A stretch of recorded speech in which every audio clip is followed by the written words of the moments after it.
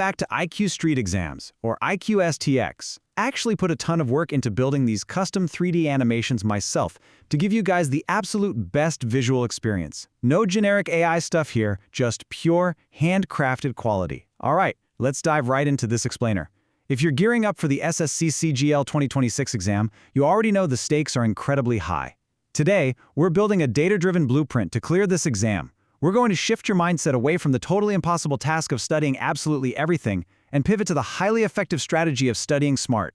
It's a genuinely serious question.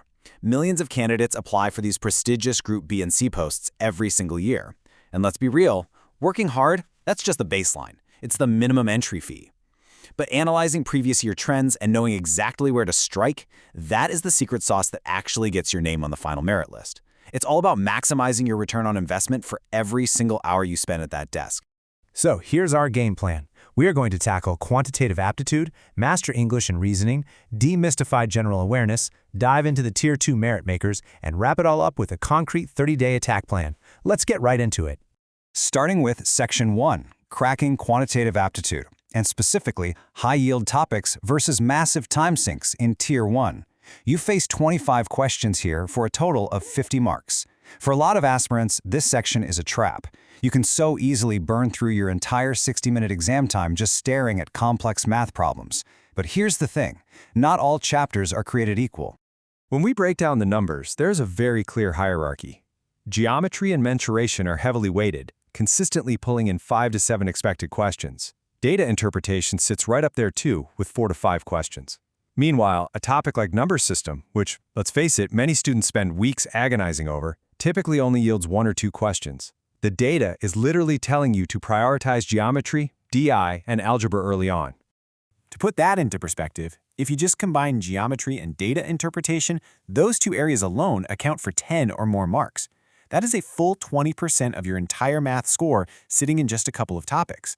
This makes daily formula revision for 2D and 3D shapes, plus practicing chart reading, absolutely crucial for your Tier 1 strategy.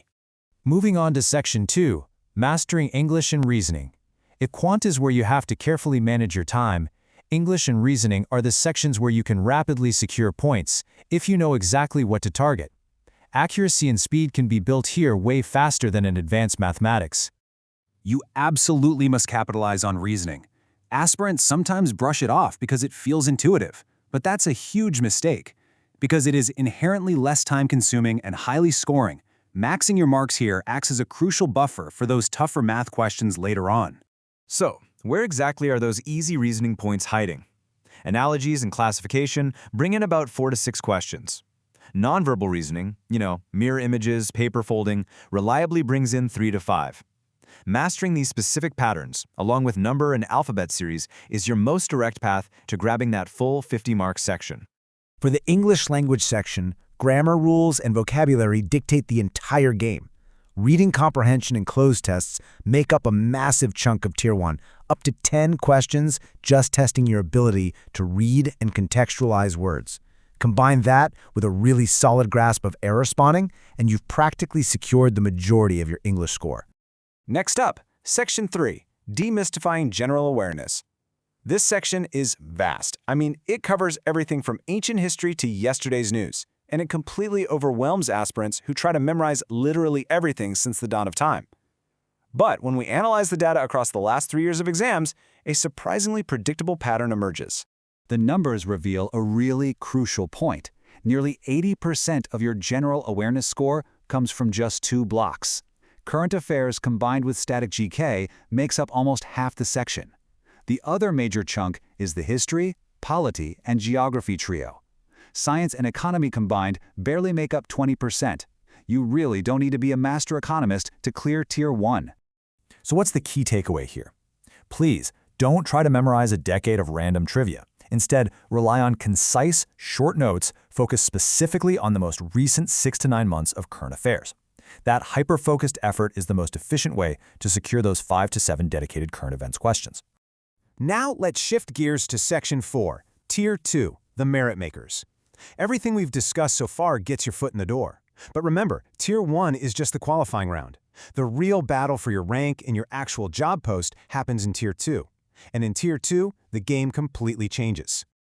This requires a massive mindset shift. Think of Tier 1 as a sprint. It's about speed, arithmetic, and basic screening to weed out the unprepared. But Tier 2? Tier 2 is a marathon. It demands deep technical knowledge and forces you to tackle complex advanced maths and really long-form English comprehension. Here is a statistic that should command your full attention. A staggering 35% of your total marks in Tier 2 will come solely from the English language and comprehension section. That is 45 questions heavily weighted on deep reading comprehension and vocabulary. English isn't just a scoring buffer anymore. It is the ultimate rank maker. And looking at the Tier 2 maths weightage, notice how dramatically it leans into advanced mathematics. Geometry and mensuration literally explode to account for anywhere between 12 to 21 questions. Also, don't sleep on statistics and probability. It's a newer addition to the syllabus, and it offers 2 to 4 highly predictable, rule-based questions that you can easily lock in if you just know the formulas. With all this data in hand, knowing exactly what carries the most weight, it's time for Section 5, your 30-day attack plan.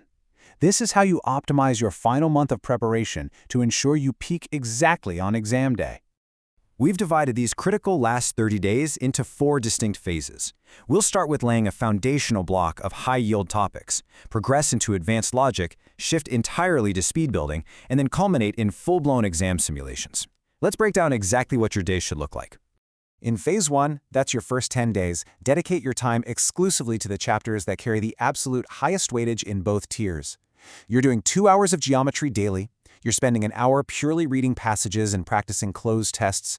You're drilling 50 reasoning questions every single day and wrapping up with the most recent 4 months of current affairs. Next, we combine Phases 2 and 3. This is where you lock in complex logic, like statistics and trigonometry. You absolutely must master the strict rules for active/passive voice and direct/indirect speech. But listen to me, here is the golden rule. By day 21, you completely stop learning new concepts. You shift strictly to sectional mock tests and speed drills, supported by a 1-hour morning revision of the formulas and vocab you've already collected. Finally, Phase 4. These last 5 days are purely for building stamina. You'll take 2 full-length mock exams daily, ideally at the exact time your real exam is scheduled. But taking the mock is only half the job, right? You must spend 3 hours deeply analyzing your mistake log. You need to know, did you get it wrong because of a silly mistake? Or you caught in a time trap? Or is there a genuine concept gap? We've laid out the data. We've shown you exactly where the heavy-hitting topics are hiding and how the exam evolves from a sprint to a marathon. The blueprint is right in front of you. The question isn't whether you're willing to work hard anymore. It's whether you have the discipline to study smart. Are you going to let the curriculum control you, or are you going to hack the math and secure your spot? The 30-day clock starts now. And hey, as you can see from this custom thank you animation rolling right now, I really appreciate you tuning in. If this explainer helped map out your strategy,